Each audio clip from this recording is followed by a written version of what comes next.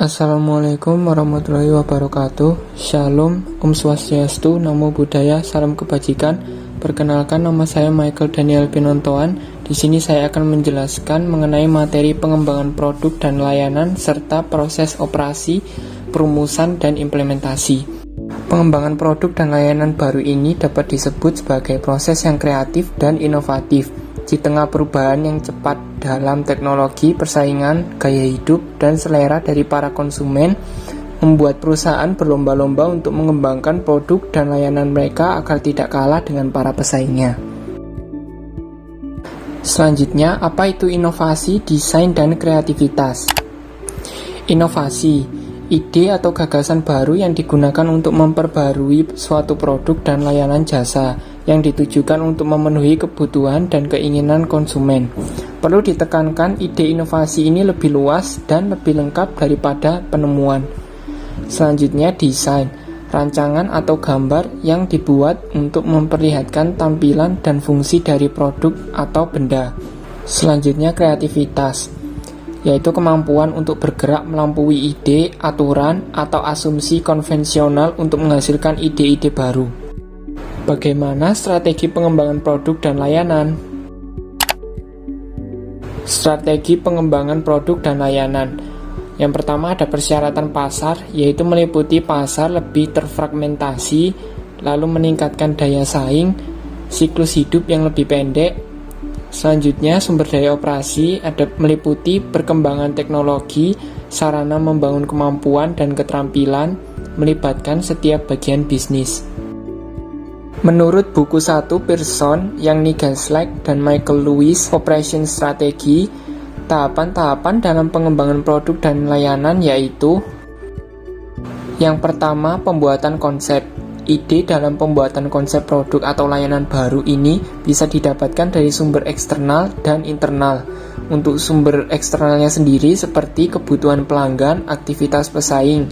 Lalu untuk sumber internalnya sendiri seperti staf penjualan dan staf operasi.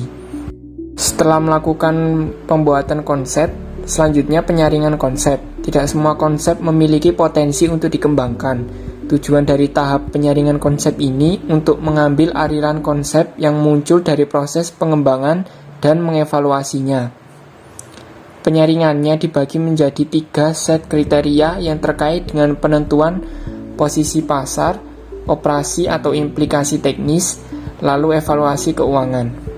Yang ketiga, desain awal. Tahap ini merupakan awal dari pekerjaan rinci pada desain produk atau layanan, mendefinisikan apa yang akan masuk ke produk atau layanan. Tahap ini akan memerlukan pengumpulan informasi mengenai hal-hal seperti bagian komponen penyusun yang membentuk paket produk atau layanan. Selanjutnya, evaluasi dan peningkatan desain. Tahap ini mengambil desain awal tadi dan upaya untuk memperbaiki serta mengevaluasinya sebelum prototipe produk atau jasa diuji di pasar. Yang selanjutnya, pembuatan prototipe dan desain akhir. Tahap selanjutnya ini adalah mengubah desain yang telah diperbaiki menjadi prototipe sehingga dapat diuji. Tahap ini dilakukan untuk mempelajari lebih lanjut tentang sifat dari produk atau layanan yang diusulkan. Juga untuk mengurangi risiko yang muncul saat produk atau layanan dipasarkan. Lalu yang keenam, pengembangan proses operasi. Perlu ditekankan jika proses pengembangan dimaksudkan ini untuk merancang produk dan layanan yang akan memenuhi kebutuhan pasar, maka keputusan proses hanya dapat terjadi setelah beberapa produk atau karakteristik layanan telah diputuskan. Efektivitas pasar dari proses pengembangan produk atau jasa dapat dinilai dari segi kualitas, kecepatan, ketersediaan, fleksibilitas, dan biaya. Proyek pengembangan harus bebas dari kesalahan, cepat dipasarkan, dikirim tepat waktu, mempertahankan fleksibilitas yang cukup untuk berubah selambat mungkin dalam proses, dan tidak menghabiskan sumber daya pengembangan yang berlebihan. Ya, contohnya pada strategi pengembangan produk perusahaan multinasional makanan cepat saji McDonald's. McDonald's sendiri memiliki 3 langkah strategi pengembangan produk. Yang pertama, hidangan musiman, di mana McDonald's menawarkan hidangan musiman yang muncul setiap tahunnya kepada pelanggan dan hidangan lainnya datang hanya beberapa minggu lalu hilang selamanya. Alasan McDonald's mengikuti strategi ini yaitu untuk memuaskan kebutuhan para pelanggan yang ingin mencoba sesuatu yang berbeda. Lalu ada hidangan tradisional. Karena McDonald's memiliki database besar pelanggan konservatif yang setia, McDonald's tidak mengubah hidangan tradisional mereka. Hidangan tradisional mereka antara lain seperti Big Mac, cheeseburger, hamburger, dan lain-lain. Lalu, lokalisasi. Selain hidangan tradisional dan musiman, McDonald's ini juga menawarkan hidangan berbeda-beda di berbagai daerah. Misalnya perusahaan McDonald's di India menawarkan Big Mac tanpa keju. Tidak adanya menu nasi dan ayam di Jepang. Lalu Pizza Mac di Jerman dan McCrocket di Belanda. Mungkin ini menjadi strategi McDonald's untuk menyesuaikan rasa atau menu dengan lidah orang-orang di daerah tersebut. Materi selanjutnya, proses strategi operasi, perumusan, dan implementasi. Perumusan strategi adalah proses praktis untuk mengartikulasikan berbagai tujuan dan keputusan dalam bentuk sebuah atau berbagai strategi. Sedangkan implementasi strategi operasi adalah cara strategi yang akan dioperasionalkan atau dieksekusi. Proses perumusan berusaha memastikan bahwa strategi operasi komprehensif, yaitu mencakup semua aspek penting dari strategi. Lalu koherensi, memiliki koherensi internal antara area keputusan yang berbeda. Korespondensi, memastikan bahwa keputusan sesuai dengan prioritas yang tepat untuk setiap tujuan kinerja.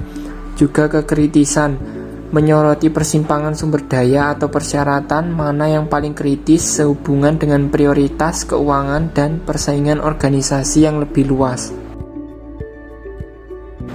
Keselarasan dari waktu ke waktu. Perumusan strategi operasi tidak boleh menjadi peristiwa satu kali. Strategi akan dibentuk berulang kali dari waktu ke waktu untuk memperhitungkan perubahan baik dalam sumber daya operasi dan kebutuhan pasar. Siklus lambat.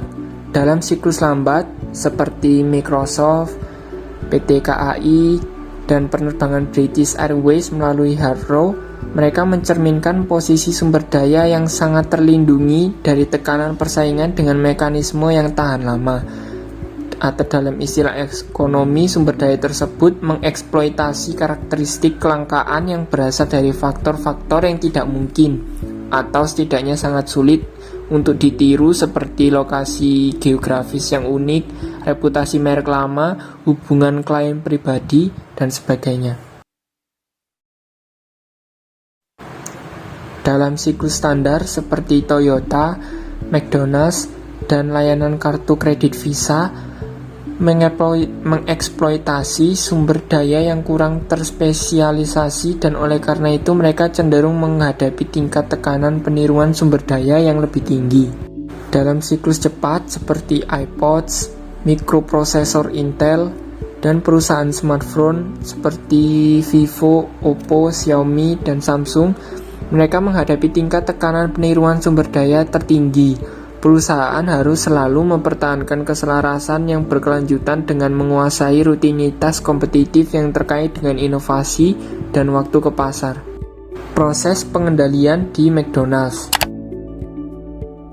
Yang pertama, transparansi. McDonald's melakukan recording video dan mempublikasikan ke situs resmi YouTube McDonald's terkait peternakan sapi yang menjadi supplier daging sapi resmi McDonald's, yang prosesnya senantiasa menjunjung kualitas daging sapi yang mereka kembangbiakkan. Lalu McDonald's juga turut menginformasikan bahan dasar tiap produk dan kandungan nutrisi dari tiap menu yang diproduksi dalam situs resmi websitenya. Yang kedua, akuntabilitas. Akuntabilitas yang dilakukan oleh McDonald's berkaitan erat terhadap kemampuan pihak manajemen untuk dapat melakukan pelabelan angka nilai gizi pada produk-produk yang dijual sebagai informasi bagi konsumen atas nutrisi yang akan mereka peroleh dari tiap produk makanan atau minuman yang mereka beli di McDonald's. Lalu responsibilitas. Dalam memenuhi tanggung jawabnya terhadap konsumen, manajemen McDonald's melakukan penyesuaian terhadap porsi nilai gizi yang akan diberikan disesuaikan dengan kebutuhan gizi rata-rata masyarakat Indonesia. Lalu independensi, pemerintah Indonesia membebaskan bagi pihak manajemen untuk melakukan tindakan ekspansi atau perluasan bisnis demi memperlancar dan meningkatkan tingkat perekonomian bangsa.